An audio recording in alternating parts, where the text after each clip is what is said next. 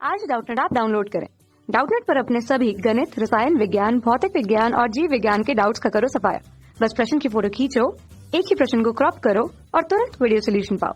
अभी डाउनलोड करें। हेलो दोस्तों, इस प्रश्न में दिया है दो ऐसे अपद्रव्यों अर्थात इम्प्यूरिटीज के नाम बताएं जिनमें शुद्ध सिलिकॉन एक बाह्य अर्धचालक अर्थात एक्सट्रिंसिक सेमीकंडक्टर बन सकता है। तो इसे समझने के लिए हम किसी मूलभूत बातों को देखते हैं। जो यहाँ पे शुद्ध अर्धचालक जो होता है वह एक ऐसा अर्धचालक होता है जिसमें किसी प्रकार की अशुद्धियाँ नहीं मिली होती, वह केवल एक ही प्रकार के परमाणुओं से मिलकर बना होता है। जैसे कि इसके उदाहरण है सिलिकॉन जिसका परमाणु क्रमांक 14 होता है तथा जर्मेनियम जिसका परमाणु क्रमांक 32 होता है। तो यहाँ पे यदि हम सिलिकॉन का इलेक्ट्रॉनिक विन्यास देखें तो यह होता है 1s2 2s2 2p6 3s2 तथा 3p2। तो यहाँ पे आप देख सकते हैं कि इसके प्रथम कोष में यहाँ पे 2 इलेक्ट्रॉन उपस्थित है, द्वितीय कोष में यहाँ पे 8 इलेक्ट्रॉन उपस्थित है तथा अंतिम कोष में यहाँ पे 4 इलेक्ट्रॉन उपस्थित है।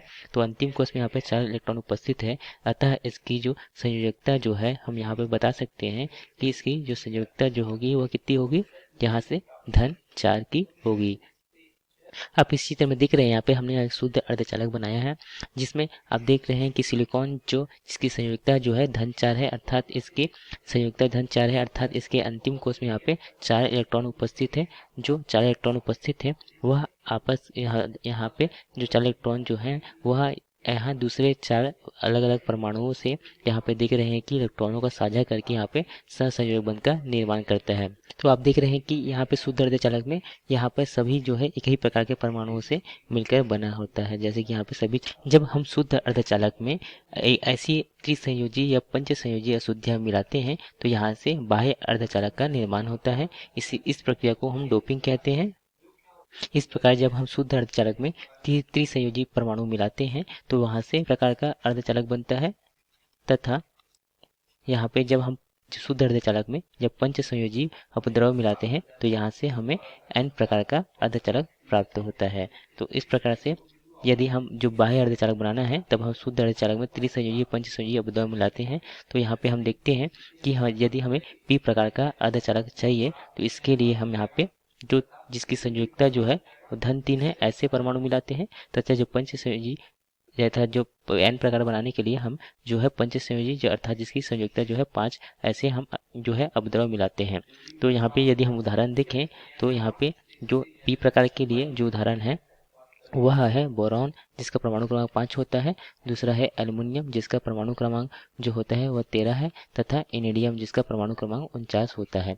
तथा यदि हमें n प्रकार का अर्धचालक चाहिए तो हम इसके लिए यहाँ पे जो n प्रकार के अर्धचालक के लिए हम यहाँ पे फास्फोरस जिसका परमाणु क्रमांक 15 होता है, दूसरा हम देखते हैं यहाँ पे आर्सेनिक जिसका परमाणु क्रमांक जो होता है वह 33 तथा एंटीमनी जिसका परमाणु क्रमांक 51 होता है। ऐसे ही हम यहाँ पे अपद्रव्यों को मिलाते हैं। आप इस चित्र में देख रहे हैं जब हम शुद्ध सिलिकॉन में जिसकी संयोजकता जो है धन 4 होती है इसमें हम त्रिसंयोजी परमाणु मिलाते हैं तो यहाँ पे p प्रकार का अर्धचालक बनता है। p प्रकार के अर्धचालक के लिए हम त्रिसंयोजी परमाणु जैसे कि बोरॉन एल्युमिनियम इनेडियम हमें यहाँ पे मिलाते हैं। तो आप देख सकते हैं कि इसके अंतिम कोष में यहाँ पे 3 इलेक्ट्रॉन उपस्थित है जो 3 अन्य परमाणुओं से यहाँ सहसंयोजक बंध बनाता है, तथा यहाँ पर 1 इलेक्ट्रॉन की कमी हो जाती है जिसके कारण से यहाँ पर होल उत्पन्न हो जाता है। इस प्रकार यहाँ पे p प्रकार का अर्धचालक बनता है।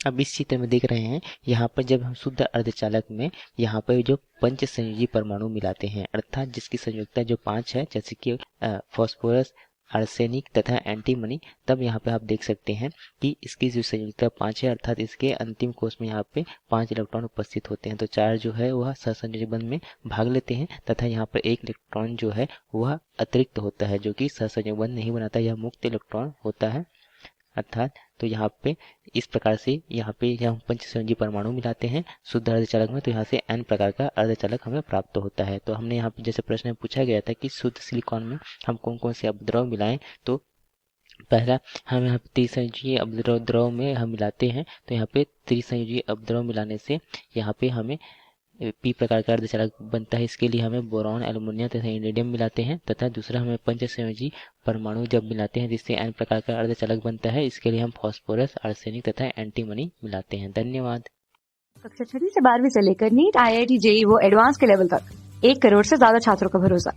आज ही डाउनलोड करें डाउटनेट ऐप या व्हाट्सएप करें अपने सारे डाउट्स 8400 400 400 पर।